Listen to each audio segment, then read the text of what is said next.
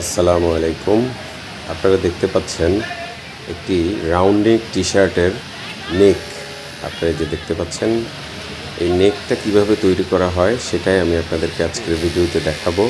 দয়া করে পুরো ভিডিওটা দেখবেন। দেখেন, প্রথমেই অপারেটর নেকের যে রিফটা থাকে, যে রিফ ফ্যাব্রিক্সটা থাকে, সেটাকে ফিডের নিচে দিয়ে দেখেন ফোল্ড করে মেজারমেন্ট অনুযায়ী ধরে ওভারলক মেশিনে কিন্তু স্টিচিং করতেছে।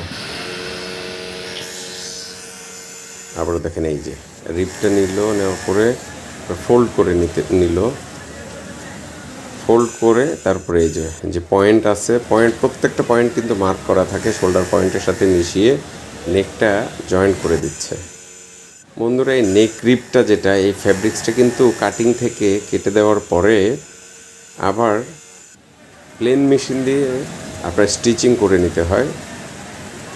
প্লেন মেশিন দিয়ে স্টিচিং করার পরে এই যে আপনারা দেখেন দুইটার আপনার এই যে মেজারমেন্ট শোল্ডার থেকে 2 cm দূরে, এই মেজারমেন্ট অনুযায়ী কিন্তু আপনার নেক রিপটাকে ধরে এই যে ফোল্ড করলো, ফোল্ড করে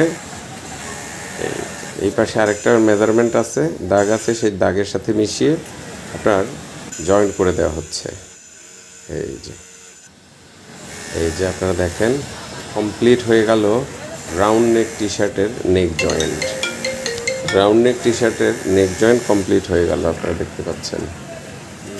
জি,